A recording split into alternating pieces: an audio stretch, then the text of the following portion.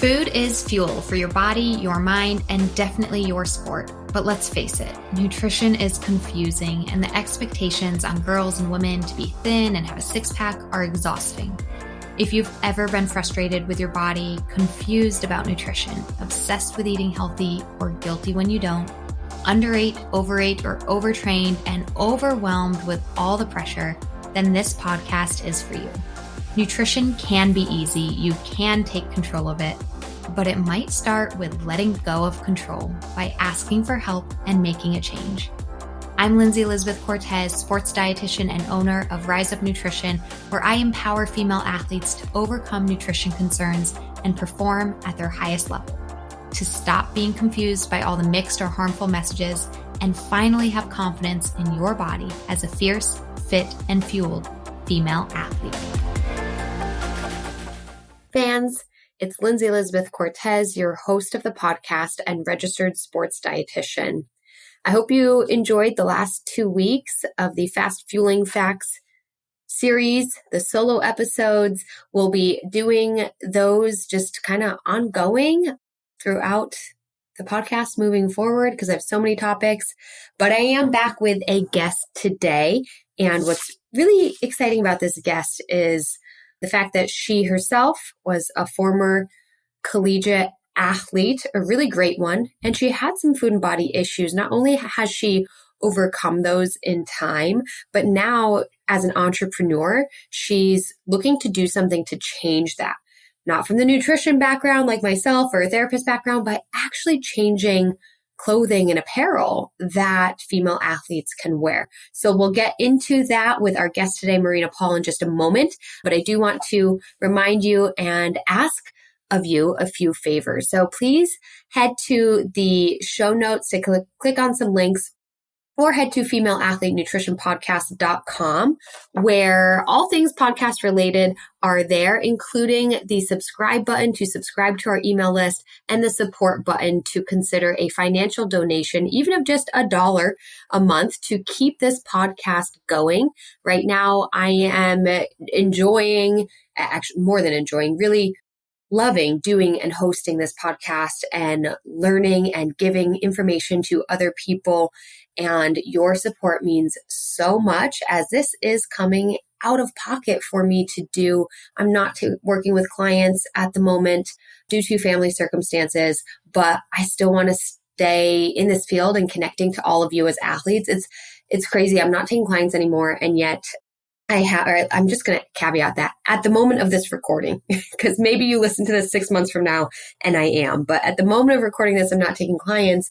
And yet I've still got, college girls or parents of high school athletes hitting me up in my emails or my DMs and saying, hey, I listened to this podcast episode. That was so helpful. Like, do you have any more advice for X, Y, and Z? And whatever it might be. So I'm referring them to other blog articles, other dietitians, other episodes so that they can learn. So that is the value of this podcast, is that even if I'm not working one-on-one with a client, there are so many episodes that are truly informative and even potentially life-changing to educate, empower, inspire athletes with the nutrition, knowledge, and motivation they need to fuel their bodies better. So please join the movement by supporting with a financial contribution, or at the very least subscribing to our email list. That way we can stay connected as we go along and offer different things that might be helpful to you. Another quick reminder, when you're on femaleathletenutritionpodcast.com, if you are interested in being on the show as a guest, or you really want me to interview somebody else, there's a link to get on the show and apply to be on the show. My blog is up on that website. I've just got 3 blog posts so far, but I'm really trying to write more as just another avenue. Maybe you don't have time to listen, but you enjoy reading. Then we've got the blog that's up there as well. Our affiliate partners with some discount codes available to you. All the episodes that you can search, please check out the website, femaleathletenutritionpodcast.com. Another way that you can really spread the mission of the show, aside from subscribing to our email list and supporting financially, is by giving us a 5-star rating. If you listen on Apple or Spotify, go ahead and give us a 5-star. And I know Apple Podcast specifically, you can leave a comment as well. I would so appreciate that. So because more comments and stars increase the ranking of the podcast and get it in front of more people that need to hear it. Please consider doing that. I'm so grateful for all of you listeners. And without further ado, let's get into today's episode. Hello, fans and listeners. It's Lindsay Elizabeth Cortez, registered sports dietitian and your host of the podcast. I'm so excited to bring today's guest to you. Her name is Marina Paul. She is the author of Becoming a Superhero, Awaken Your Superpowers and Elevate the Lives of Others, published in April 2021. And she's the founder of women's sports apparel company, Superhera, that she established in April of 2022. Marina's story is about learning how to find connection with herself in the face of darkness. As a college freshman on the top 20 ranked Georgetown University's women's Division I soccer team, Marina almost lost her scholarship and went to rehab for depression and eating disorders. She then became the team's first ever 3-time team captain.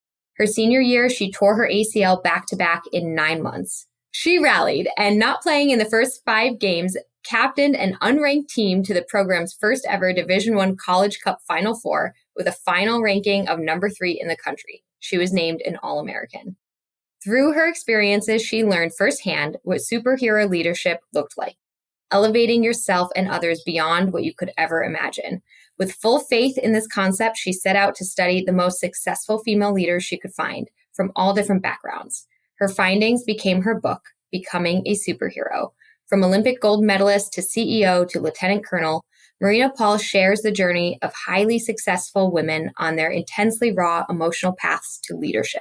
Through the lens of Marina's own vulnerable life experiences, both in competitive soccer and personally, readers explore what it means to be deeply human, find ultimate connection with yourself, and use your uniqueness to lift up everyone in a more equitable world.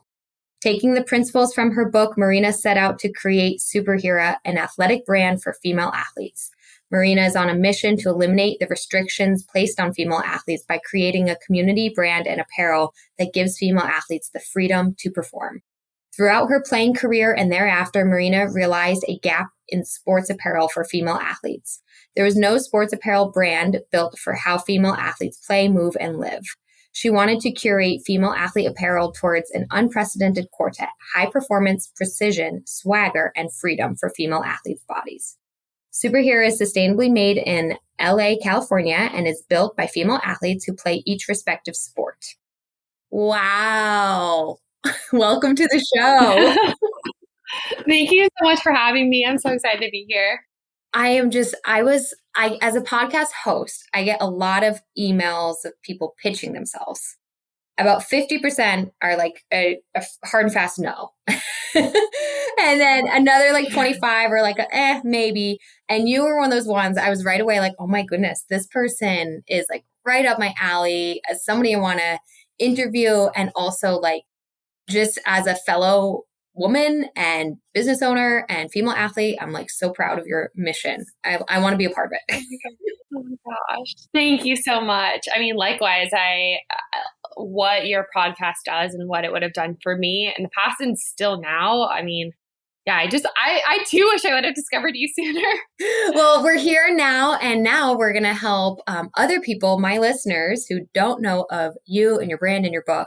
They're going to discover you now. So, obviously your intro, we explained your background with sports and especially your collegiate career, but I'd love to kind of hear a little bit more from you. Like, when did you first get into sports? Did it start at a super young age? When did you get competitive and serious? And, what was that process like of going to Georgetown University with, a very competitive top team? What was that whole experience like for you? Mm-hmm.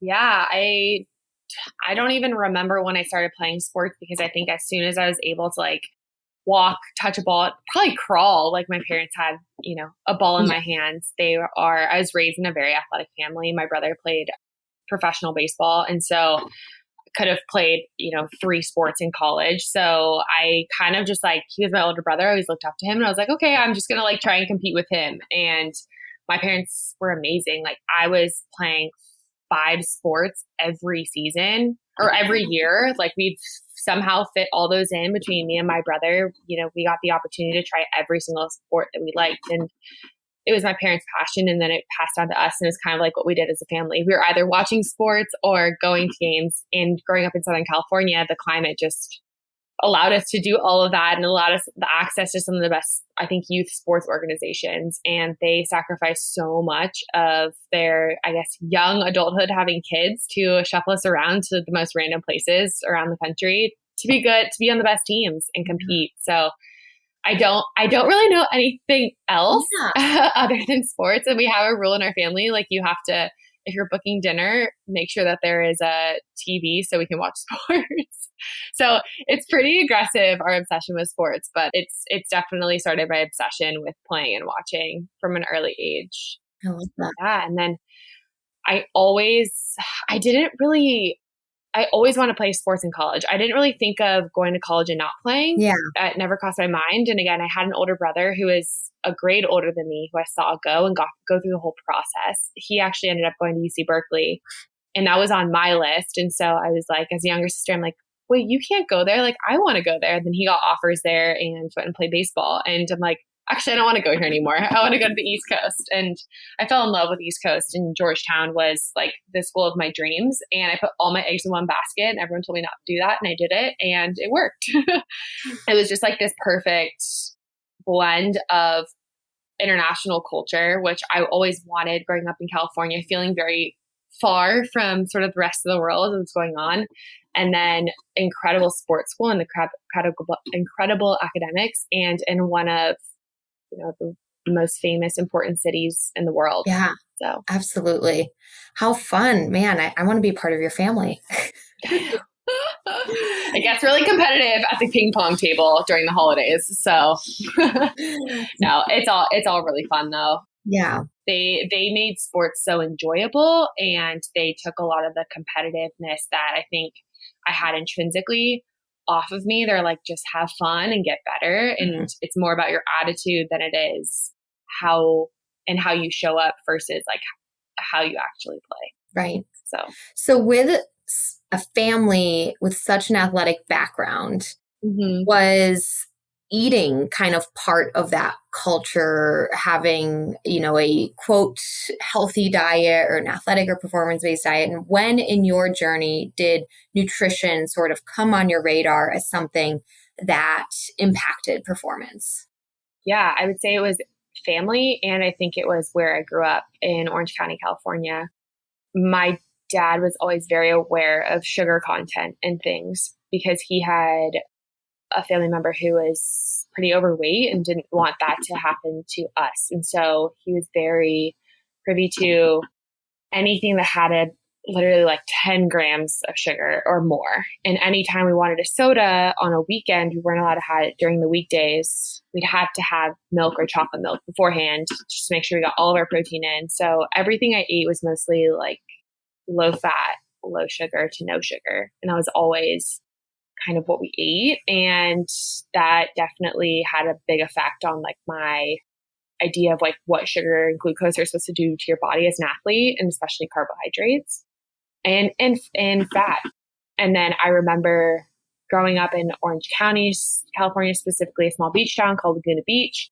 There's a lot of pressure on how you look, and the athletic female body type was not something that was the way people looked here or wanted to look. It was very much a game of being extremely thin, straight hair, making sure you have everything sort of put together. A little bit more like the Hollywood ideal. Yeah. Yeah. And I write in my book that I felt like I was like in sort of like this claw game trying to get picked as one of these stuffed animals. And I'm never picked, never sort of fit the right look. And I felt really restrained by that something was wrong with me. And there's people that pay a lot to get a lot of themselves fixed. And that is totally up to someone else and what they want to do with their bodies. And that's great for them. But it kind of became a norm. And what about the people that just loved who they were because of who they were? That is what I didn't get growing up in a society that really prioritized external features. And that had a huge effect on me. And I started really becoming aware of nutrition, I would say my junior year of high school. when I was going through like the college recruiting process pretty heavily and feeling like I needed to prepare my body for college sports, I was on like the number 3 ranked club soccer team in the country, also top ranked club volleyball program team. So my body was completely fine. If anything, I needed to get stronger and more prepared for the college scene. But to me, I would see like Victoria's Secret shows and all these things that were like, no, you need to be smaller to be perfect. And that really had a deep effect on me. And the eating disorder really started to kick in my senior year of high school. Yeah. Yeah, it's like there are 2 different topics regarding like the body image and then the health piece, that fear of maybe chronic disease that your dad had or your family had. And understandable, if they witnessed a family member go through that, it's understandable where that comes from. And they're 2 different things, but they merge together and express themselves of this fear of chronic disease combined with the pressure to look a certain way.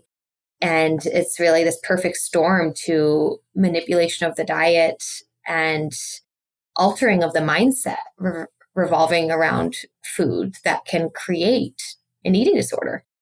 Totally. I mean, I hated food for so long. I thought it was like the most evil thing. So I was like, why do you... I treated it almost as like a human that was hurting me. Why do you put me in such misery? And then a big component that I forgot to mention is my senior year of high school.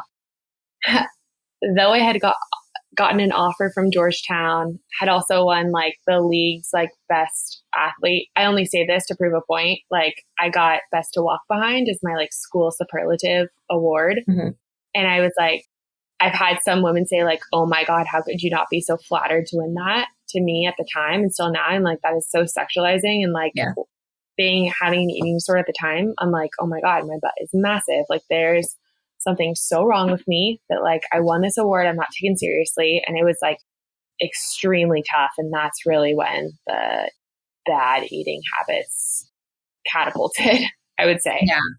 Yeah. Those superlatives, I don't know if those are still done anymore. I had them in high school as well. And I looked back on my yearbook, I forget when, but recently, within the last year or 2, my high school yearbook. And I was recognizing, I'm like, oh man, like, and it's like, it was thought to be innocent, but I'm like, oh, we just said this person had the most perfect eyes and this person had the most perfect smile and this person was the best all around. Like, what does that even mean? Yeah. And actually, I have a little story of my sister. She got a terrible one that she got an award for being, it's so ridiculous, for being the most faxable, which meant that she could fit through a fax machine, like because she was thin. And then what happened when she gained weight, which she eventually did, she felt so terrible about that, right? Oh my gosh. So it's right. It's like, so I can see how you got this superlative that was supposed to be some sort of like high school funny award thing, but it sexualized you and made you feel super insecure because it's like, oh my gosh, people are looking at my butt. Totally. And I was always like trying to do my best in school, best in sports, be like just me. And that was like, oh my gosh, I had no awareness that this is how people saw me. Right. And it made me want to like hide everything about myself, like make myself like less beautiful in all ways, less noticed, because I was like, I cannot be seen as this.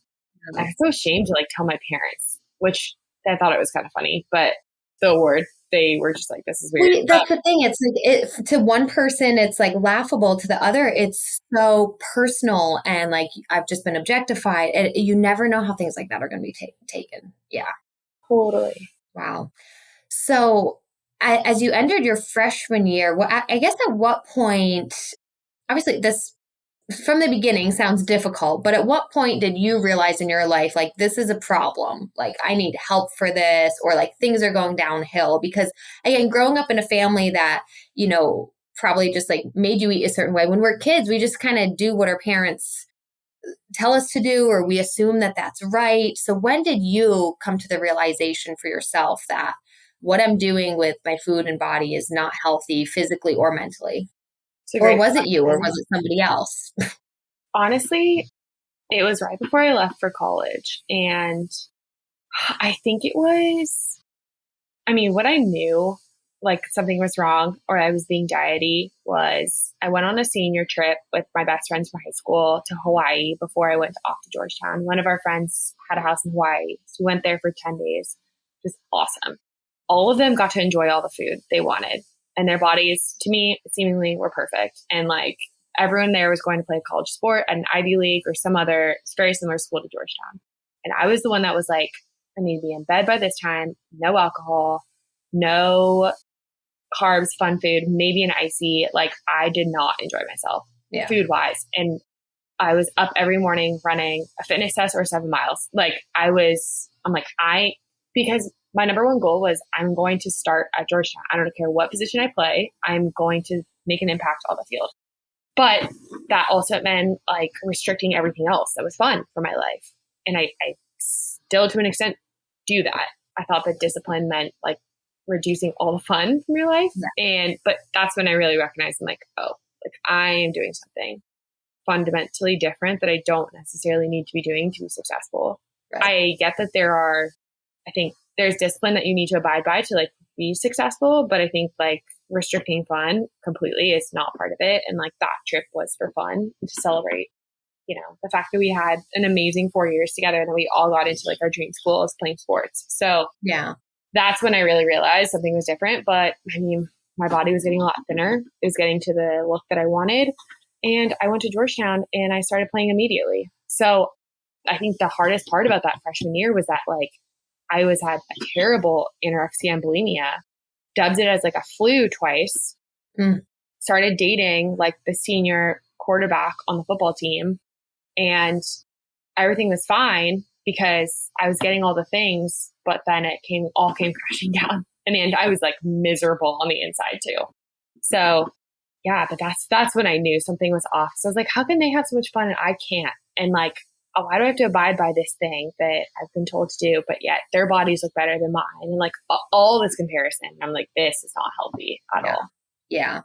And yeah, it is hard when there's other positive reinforcement. Like you were starting, you were playing, you had on the outside to an outsider, it looked like you had it all. And this is why we always say you never know what somebody's going through, internally and personally. So was it you that decided like, I'm going to go get help for this, or like, how did that process and I guess another question is like, did you had to step away from playing to get help, or were you able to do that like off season or to recover? I did it in the summer after my freshman year, pretty much. And I didn't really ever get help, which is crazy to me to think about now. Yeah. Because I know when to check myself into therapy, when not to, when I'm having good moments and bad moments. Yeah. And it was at the end of my season, our coach was doing like player reviews, and our coach brought me in. He said, hey, like you had a phenomenal season, but that by the end of it, like you can't hit a ball more than 20 yards. And like, you're supposed to hit it about 65. And I just broke down and crying. He's like, I'm so worried you're going to have a heart attack on the field and die. And he brought up, I was in a verbally abusive relationship with that person I mentioned, and they were super critical about women's bodies and like brought religion into it and all that. I mean, the toxicity just got worse and worse and worse, and I kept being attracted to that. And my coach was like, look, I'm gonna have to kind of threaten taking your scholarship away. And at that point, I was living for my teammates and for soccer. Like that was the thing that was like my crutch. Yeah. So I was like, I cannot. This was my dream. Like this is not being taken away from me. Yeah. And he said, like, we're gonna find you some sort of something. Just ask me. Our school just didn't have resources then, though. It was like about to be 2013. It just wasn't the norm to have mental health resources. No, it wasn't. Yeah. And not to mention the business school at Georgetown, which what I was in, every single class was based on a curve, a 3.0 curve. So you're competing again for like, to just like try and get like the best grades possible. And so everything was like hyper competitive in every environment I was in. And so I think the stress of all of that, being perfect, being challenged beyond I've ever been challenged before in soccer and in school, being in a totally new culture and environment, just a lot. So yeah. Yeah. So, and I think too that this is why sport can be such a motivator to like to heal yourself and to start looking at food differently, because you recognize like, wait a second, my coach is threatening to take my scholarship away if I don't turn things around, if I don't gain more strength, if I don't gain more stamina, if I don't improve my performance. And some of the things that are bringing my performance down is this toxic relationship with food, toxic relationship with body, and some of the people around me who are influencing that. And so taking that time as a dietitian, as a sports dietitian, working with a lot of high school and college athletes, summer is a great time and was historically my busiest time to work with people, because it's like that, wait, I actually have 3 months to work on these issues that I recognize that accumulated over the school year or that coach brought to my attention. Like I can have that time. And for some college students too, that means maybe you're at home, you're with the support of your family, or you're placed in a different environment that's a little bit more supportive to kind of like reset and ground yourself. So it sounds like that's what you were able to do in that summer between freshman and sophomore year, like reset. And Yeah. Actually, that freshman spring. So it was like, I mean, I call it dead of winter because I'm in Southern California and it was probably like 30 degrees. But to me, that's like, mine was will be zero. We were playing a game and I like curled my hand and I fell on my hand and it like I had a spiral fracture. And that's when we also saw my coach was like, look, this is another example that like you shouldn't have broken your hand. Like you're just brittle. Like you don't have anything of substance on you. And he's a pretty tough guy. And so he just told me directly. And that I remember that was around spring break. And that's when I really started to be like, okay, I need to change things because I'm like getting injured. And then, and then that summer I had an incredible mentor. I interned for the John Wooden Award, the basketball award. And I had this mentor there who just like really saw me. And he's the first person who actually opened up to what I was going through. And I just like wrote him a letter and like was crying and everything. And he just like instilled this belief in me that I never, from someone who's never met me, who didn't even know like my skill sets. He just believed in me after seeing my work interning with him, which was like a lot of filing papers. But it took that person to help me come back. And then sophomore season was, I would not say healed. I think it took me a while to heal after school, but I was more or less like healthy enough to play and like make a big impact. Yeah, absolutely.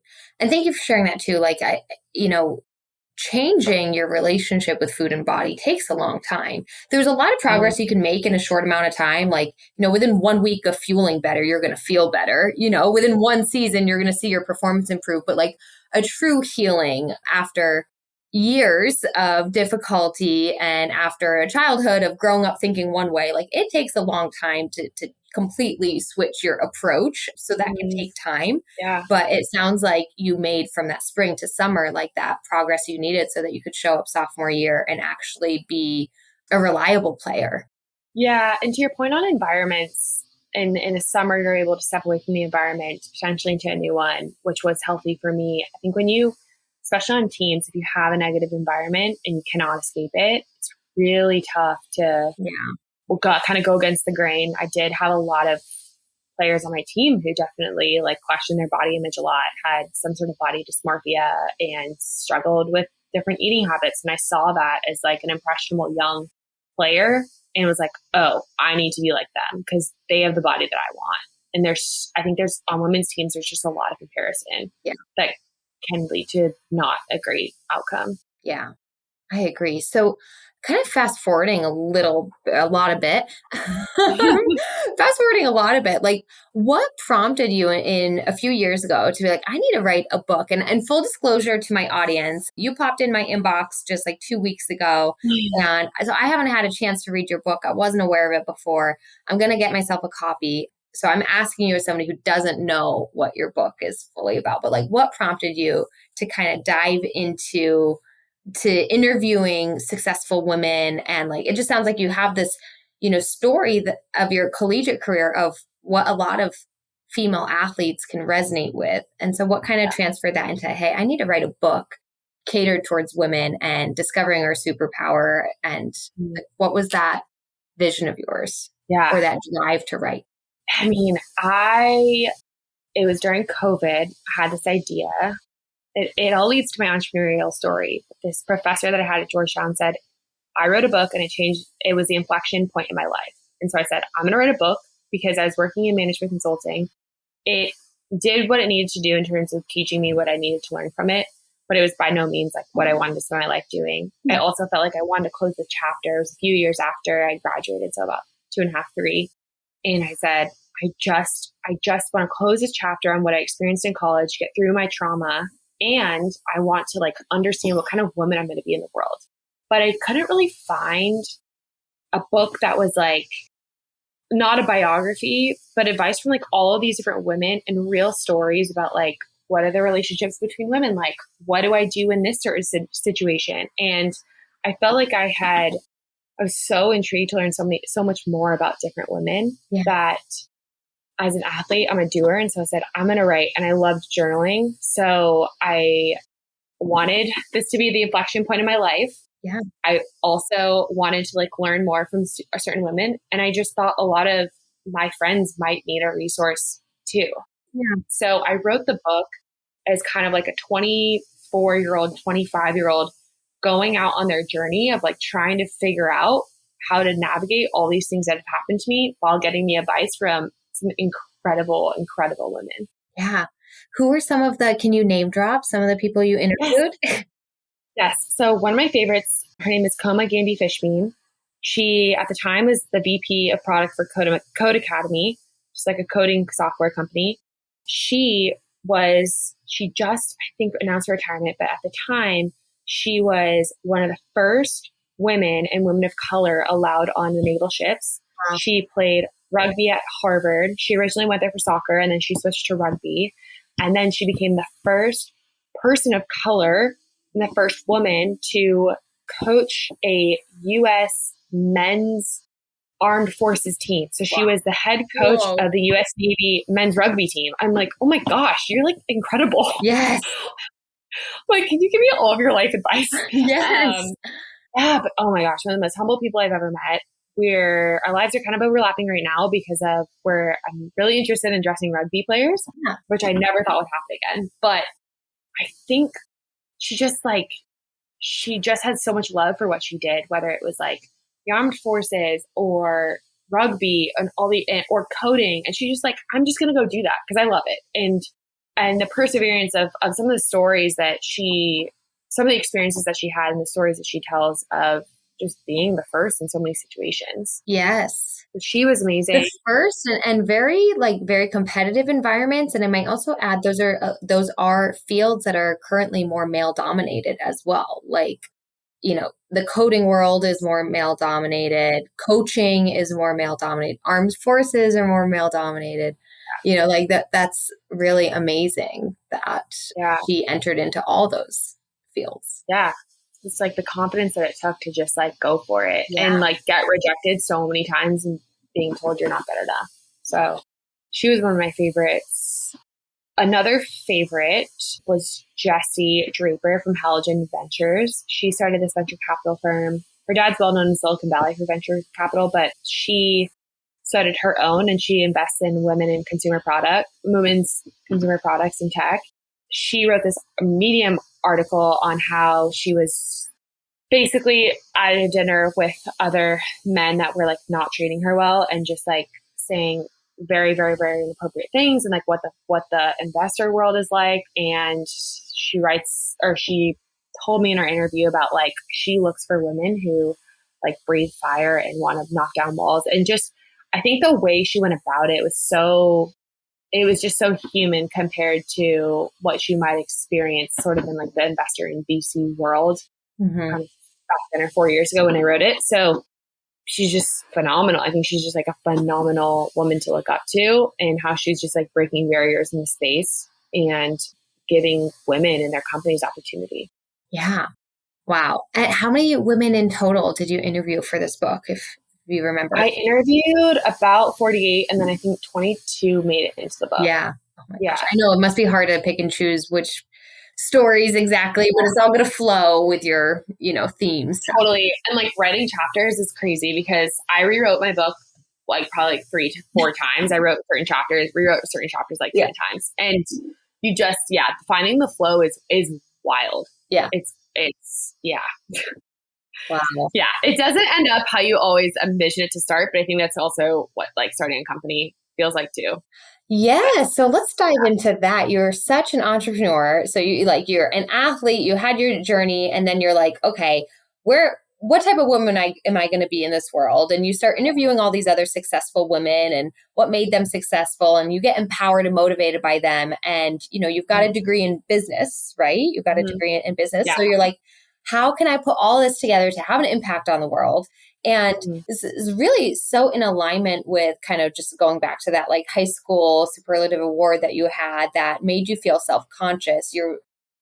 I'm feeling your story go into like wanting women to be more comfortable and confident in their bodies and what they're wearing in sport. And again, going back to your struggles with eating, it was that two part of like one way in which you were raised and your views around food and health, and combined with that body image concern.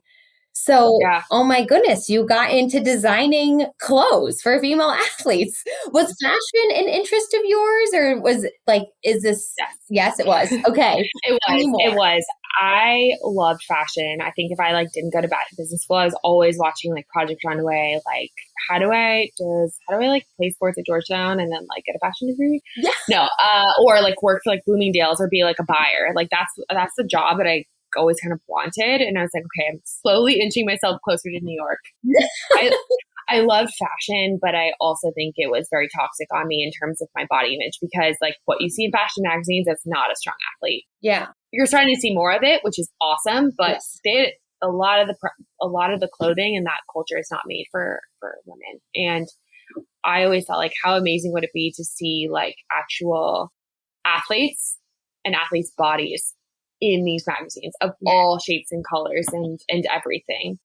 And even magazines and brands that are promoting athletic apparel for so long didn't even use athletes as their like models in the magazines or whatever. It was like, and we're getting a lot better about that, especially because of brands like yours and other female-owned athletic apparel companies are recognizing, hey, we're going to have a female athlete sporting this and wearing this and modeling this as opposed to a model. And I'm not trying to discredit or take away the job of a model, but it wasn't the right fit, because that's not how it looked and functioned and performed. That's not how the clothes performed. I remember this just personally, like they were actually the Nike soccer shorts. They were really, when I was a teen, at least, like I think I'm a little bit older than you, but similar age category to where I think exactly what I mean. The Nike soccer shorts that like, and I was in high school. I played soccer right up until high school. And then in high school, I switched to just sticking with gymnastics and track and field.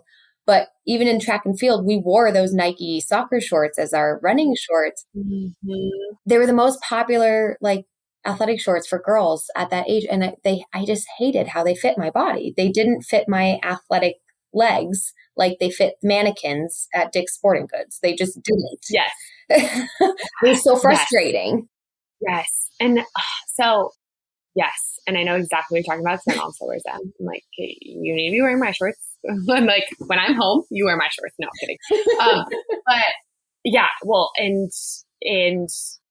that's the thing too. It's like you see players on your team be able to fit those shorts perfectly. And then I'm like, oh my God, I cannot wear these. Like I need to wear 20 sizes bigger than I think I am. So like, what is wrong with my body? Yeah. So I think in the fashion piece, I love fashion, but there was not room for people that had different, various body types, which goes into like how we build our products that I'll go into. But I also like during college, I was like, oh my gosh, I hope someone comes out with sportswear, like uniforms. Like I only have terrible options. I have to pick like the less terrible practice short to practice in. We cut out everything. Every Christmas clothing drop was just like, you get so excited for new gear that says Georgetown. You're like, I want to rep everything. And then it's like, oh my God, this isn't fit. Like I'm going to get 5 sizes too big because like I'm going to hide my body rather than like wear stuff that's like super uncomfortable. So I knew that was an issue, but I saw these athleisure companies like Outdoor Voices and all those brands coming out. And like, okay, some things can be made for sports and nothing ever was. And I think a lot of it is because Nike and Under Armour have so much in the market and they've like just dominated with like licenses and all that. Duopoly. But there's such an avenue, and I'm so happy to talk about how we've wiggled our way through things and how we are. But the fashion, I wanted to bring like this fashion element of like making athletes look phenomenal, being highly like performance focused. Yes. And that could fit them. And it's totally possible. I have no background in fashion other than like just seeing it in magazines, which is, so that's zero. Yeah, just zero. I don't even know what like all of the different like lines and cuts are called. I just like built what I thought was like the best based off of feedback from female athletes, and then like added some different details to make it look incredible on different body types. And that goes back to what I learned from my book, just to make that parallel. What I learned from those women is like, you do not have to be a professional in the area that you're working in. You can absolutely learn it. It literally takes perseverance and just like willing to be like wrong, get rejected, and just keep getting back up. It's just like being an athlete in anything. Yeah. And just going for it. If you have an interest and you have a desire, like you're going to get it done, because where you make those errors or mistakes, you're going to learn from it because you have the interest and desire to achieve this. Mm-hmm. So I love that you're just like, I'm interested in fashion, even though I don't have a fashion degree. I don't know what the lines and cuts are, but I'm going to figure this out because you had a goal in your mind of like, what it's something that looks amazing, feels amazing, and is performance focused and fits and fits a variety of people. Like there has to be a way. And so you navigated that way. Yeah, absolutely. But the industry is not built for team uniforms. So like minimums for like getting gear is, just to go into that technical side of it, is like 300 minimum, right? But a team is only like, could be 12 players, could be 25, could be 5 players. So like I had to reshape how like our production team did it in LA, and that took a long time. So when you say like we're founded in 2022, that's when I like really started to like shift them from it. And then we pretty much like launched our first team uniforms, which is like what I say we're in the business of, in January 2024. So a lot of learning. Because I think this is another thing. It's one thing to be sports apparel, you know, that again, you're walking into a store and picking something out, but it sounds like your mission with this brand is designated towards like a team, like, and specifically collegiate team, but available to other teams as well. We actually mostly dress club teams, club teams, and high school teams. Yeah. And then hopefully branching out. And that's why you're here on this podcast. We're getting the word out. We're getting the word out. We dress. So we do colleges as well. So like we do Georgetown. And you're at Georgetown, right? I saw that on the Instagram, which must be like, so cool. It's so fun. It's so cool. And I think you're like, it's just like the athlete mode where you're like, okay, go win that game. And then you go win it. And you're like, okay, next game. Yes. Like, it's awesome. If you're at Georgetown, you're going to win the next college. Yeah. You're going to land some more team deals at the college levels. I know it. Yeah. So there's some I can't talk about yet, but there's been teams that we've been dressing that are pretty big time. And it's been those are kind of like, wait, what? Are you serious? Like I was just building this, my parents, like my childhood bedroom. Like this is weird. But yeah, it's those moments that are really special. But we do dress colleges. It's just like not the main priority. I think I use a lot of the college athletes to help us build all the products because they're playing at some of the most elite levels. And so they're able to give us like the best feedback for the high performance piece. Yeah. Yeah. And I'm curious if you can share, like, what is some of the feedback you've gotten as you're, worked with female athletes on like, what do they want out of their uniforms and practice gear? Like what are the athletes themselves looking for? And I'm trying to think in my mind right now, like as a female athlete, as a lifetime female athlete, which come in all different shapes and sizes, but I'm just going to admit my body personally, I've always been small chested. And yet when I wear sports bras, like they're, even as a small chested woman, they're restrictive to me. Mm-hmm. And like my sports bras have always been uncomfortable to the point where I'm like, why am I even wearing one? Yeah. Yeah. That's always been like, that's something when I think about like performance and my apparel, I'm like, I've always had an issue with sports bras. They've never felt comfortable. They've restricted me and I don't even understand their function for me as a small chested woman. And of course, somebody with a different body type might have a very different experience, but like, that's what, I'm curious if there were like top things that when you interviewed or just like getting feedback from female athletes that they struggled with their uniforms and their practice gear, like what were the top things that they wanted to see a change in? Sports bras are definitely one of the top. But my strategy was not to start there, because I think I'm trying to win female athletes' trust, because sports bras are going to be extremely difficult and fun to build, but there's so many different, when we talk about like various body types, especially during different times of your cycle, like it is so different that it's like, we want to nail like key pieces first, gain the trust, and be like, okay, so like if we don't get it right the first time, like bear with us, we're going to keep working on it. But yeah, sports bras is one of the most requested items. Shorts. I started with shorts because women hate shorts and they hate themselves in shorts. And I'm like, we cannot not have like an entire like clothing item just like not available, because people don't, like, it has not been made correctly. I grew up in Massachusetts, and then I moved to Florida at exactly the time that I was like very uncomfortable with wearing shorts. And I swear the first 2 years I lived in Florida, I didn't wear shorts, and I was just like sweating all the time. Oh my gosh. Yeah. And that, like, it's so messed up. It was just so hot because I was insecure and I didn't find the shorts that fit me well. It was so stupid. Yeah. So shorts are still like the most fun too, but that's what I attacked first. And it was, I don't want shorts to squeeze my thighs. Yeah. I don't want that like right up so like my thighs chafe, because a lot of athletes like their thighs touch. Oh yeah. That's completely normal. Very normal. I don't want like super low waisted shorts that like come loose and just like don't. I'm like looking away, so I'm like trying to envision. I like have it in my head, like the low waisted shorts that just kind of like move around and then like the whole short moves. Yeah. So having like a super comfortable waistband, and then like shorts that just like flow around like your body and cut with you as you're cutting on a field or whatever you might be doing. So move with you. Yeah. Move with you, but not in the way that it's like, I think a lot of brands will use like, oh, like the clothes that like move with like your body. It's more so like the clothes that like when you cut, like they are doing that as well, not restricting you, like giving you that freedom to like do what you need to do. Yeah. So shorts. And then I would just say like upper body, it's really about like finding the right draping, I think, because I'm small chested as well, but I recognize that a lot of my other teammates are like bigger chested. So finding the right draping. So like on a shorter chested or a smaller chested woman, it fits like really well. Well, like a larger chested woman could potentially be the same size, but like she's going to have, a bigger chest there, and it's going to still look flattering. Right. Yeah. It's going to fit. Yeah. Sometimes we can be the same. Like that's the other thing. Yeah. With measurement, like traditional fashion measurements, like you take like your chest and your hips and your waist. And it's like, but just because you take those 3 measurements doesn't mean that everybody fits. Those 3 measurements don't dictate the entire shape of the body to say how this is going to fit right. Yeah. And on that note, fit is our number one thing, because like for us, it's like if it doesn't fit good, it doesn't look good, and then it doesn't feel good.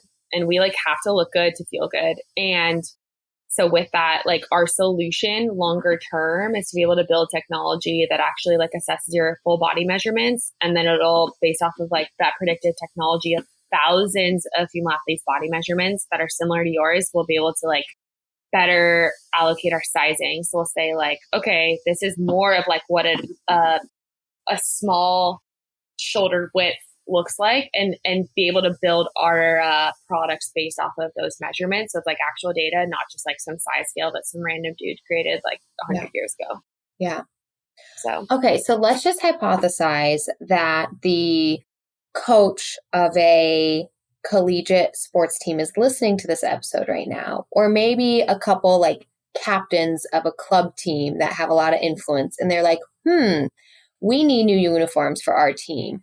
What would their process be of like getting in touch with you and the brand and like working through a relationship to talk about getting uniforms and outfits for their team?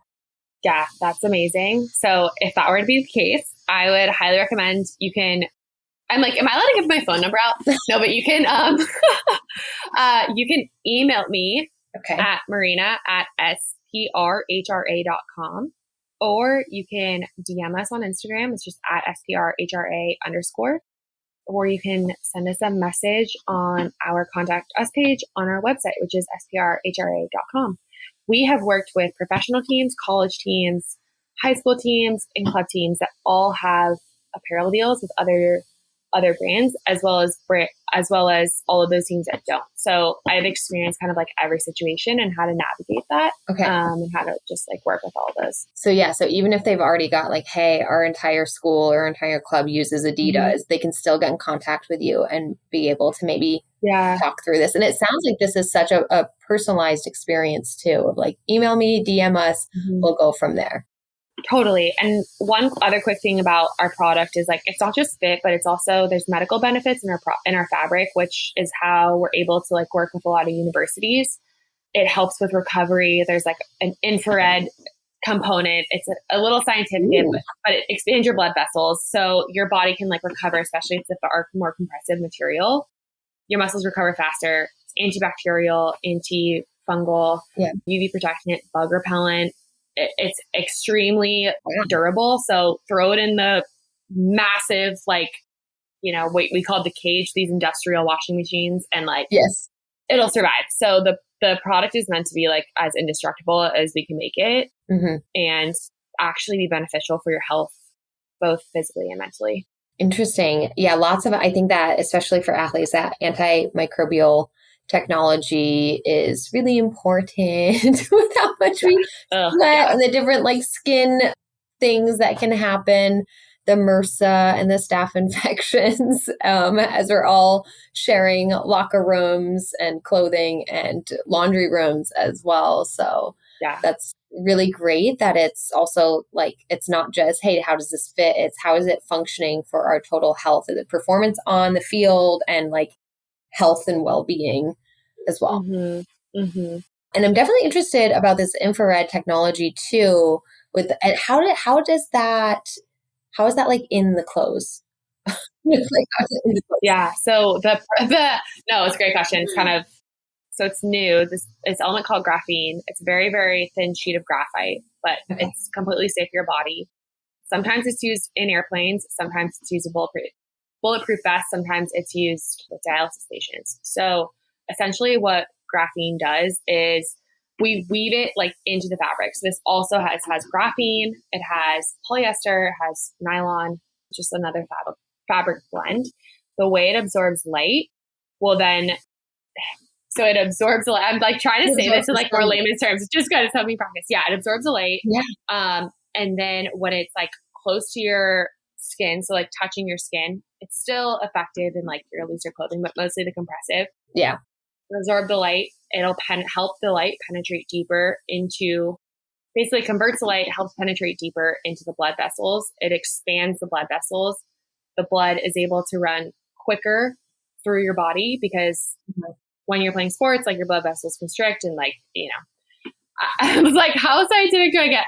As much as you want. Basically it travels faster to your kidneys recycles it faster. And then that helps with like the whole recovery piece. So I know. I've definitely heard of infrared like technology helping with recovery. I've just never heard of it being like embedded into clothing. And so interesting, it takes sunlight or any light source. And then as if it's close to your body. So it's, it's those little things that are just like, hey, if this all, it's better than just a cotton t-shirt, right? Like we've got all these different pieces that are fashionable, fit comfortably, help move with you as you're performing. And then also like these components that are hygienic and might improve your health from that like big picture standpoint. It's also the last part, which I think is really important, but I missed. It's also thermal conductive. So graphene is like really good for, they use it in like a lot of, oh my God, what do you call this? Like not as like a semiconductor, but like a lot of more like mechanical engineering products because it doesn't overheat. So if like it's something that you built, it's overheating, the graphene is not going to overheat. So like same with your body, but actually like helps you release your body heat rather than like retain it. If you have a double layer, then it helps like more so, I would say like trap the heat, but maintain more of like a warmer body than it does when like it's cold. So it responds to like those two body temperatures. Which is super helpful when you're playing sports and you're regulating your body temperature. So Yeah. And you can even feel it. Like if you put a black cotton shirt next to like our shirt in the sunlight, which you'll have at like a lot of tournaments, you can just like completely feel the difference of like which one, like cotton is so much hotter than our shirt. Right. It's great. So cool. And just for our audience too, we've been saying Superhera, yes, that name of the brand, and it's spelled SPRHRA. And it also, I think it goes in line with the book and how you interviewed and wrote the book about all these amazing, successful women. But I'd love to just hear a little background on like why you chose that name and for the company and spelling it in that way too, because I think that's fun. Yeah, I wrote the book about these superhero women, and I said you can't describe female athletes as anything less, especially like what female athletes have had to fight for and the resources, the playing time, like the field time, the right uniforms, just to be able to play something that they love. Like they also are a microcosm for like how women are treated everywhere. So you see women gain rights in how much they're paid on the soccer field, and that has a ripple effect down to women gaining rights to how much they get paid to, or equality, I should say, in every other facet of life. And I call them superheroes just for that reason, because they like lift other people up, like in the process of doing what they're best at.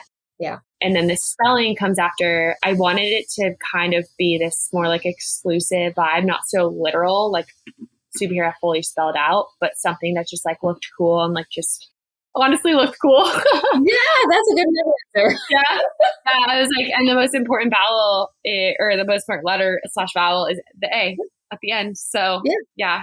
I love that. Yeah. Cool. So I end every podcast with asking the same questions to every guest.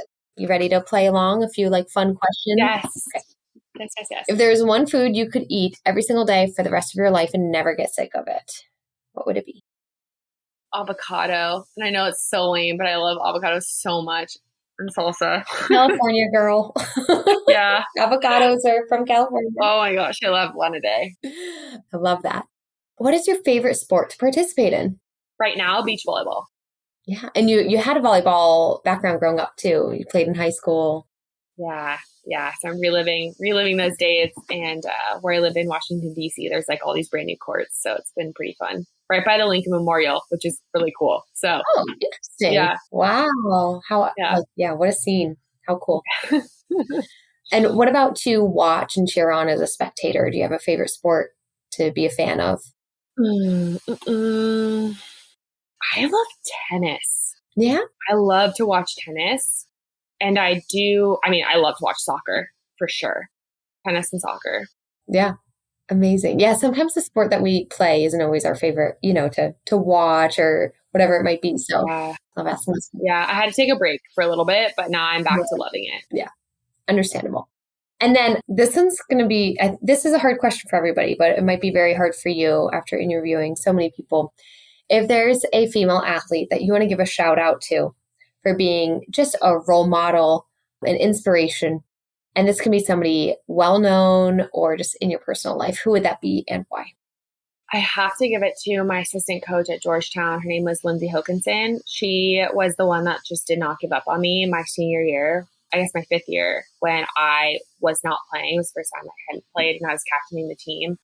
And she just told me to like look myself in the face and like change my attitude and become the leader I really wanted to be, even if I never saw the field again. And she's still one of my favorite people to this day. And she's one of the best coaches I've ever seen in my life and the best people. And I love her so much. She's amazing. Yeah. Amazing. And I love that too, that inspiration to know that your role on the team is more than just, how many points you score, or I didn't even ask you your position, I'm sorry, or how many saves you make. That's fine. It's more than that. It's about, being a leader, being a teammate, and there's a role for you, even when you're injured or sidelined. So I love that she reminded you of that. What position did you play, by the way? I was defensive mid for 2 years and then center back for 2 years. Oh, okay. So middle, back. Yeah. Which is great. But yeah, she taught me so much, and also like pay attention to the people that don't play that are making you better every single practice, because they are the reason why we went to a Final Four. Like because they played us hard every single day. Yeah. They made the starting team so much better. Yeah. Amazing. Well, Marina, I'm so excited about your company in Superhera and what your mission is and how you're going to help so many female athletes. And I hope that you keep building out contracts with more teams and clubs and universities, because I think it's a much needed mission. And I think that your personal experiences combined with your degrees and just your passion are just like all coming together to make this, a really successful business that can really impact people and impact female athletes. So I'm hopefully wishing you all the best. Yeah. And thank you so much for joining. What a great conversation and being vulnerable, sharing kind of your journey with nutrition and sport and the struggles, and knowing that even when we struggle, like, it shapes us and we can grow and learn from it, because look at where you're at now. Yeah. The struggle, it's like, just have hope through it. Honestly, that's my biggest lesson. It's like, all right, believe that there is not the reason for it, that it needs to happen, but like, you're going through it, and like, have hope that like you can use it as fuel in the future. Right. You can overcome adversity and use it to obtain something greater or better or bigger. Yeah, absolutely.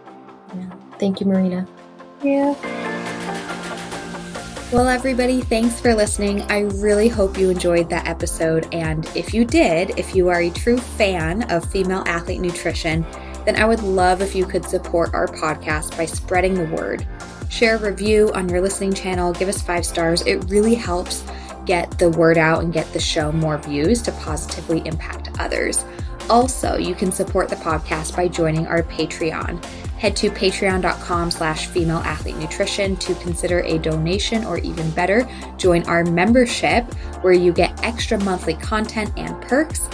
We don't want you to simply listen alone. We want you to be a part of a community and a movement of fierce, fit, and fueled female athletes.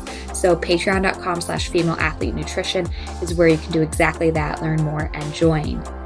A huge thanks to our affiliates and partners as well. Once again, Prevenix, Inside Tracker, Orgain, Practice Better, Jen and Carrie. Please go check them out, and their links in the show notes where you can get deals and discounts. Last, be sure that you do more than just listen. If you need help with fueling, it's time to take action. Head to my website to learn more. You can either book a free call with me to learn more about our coaching programs and how we can work directly with you, whether it's the fast track or otherwise. Or you can take our online self-study course, Female Athlete Nutrition. You can literally sign up and gain access right now. You can explore our downloadable products, including the Red S Recovery Guide, High Iron Fueling Guide. Or if you are a coach of a team, check out our brand new Coaches Toolkit for teams. You can also just learn more. We have a blog, a Red S quiz to see if Red S is affecting you. If you need help, I want you to get help fast. Too many girls and athletes struggle with nutrition, but you don't have to any longer. You can rise up with the power of nutrition, take action today in any of these avenues, and become fierce, fit, and fueled. Links in the show notes, and we'll see you next time.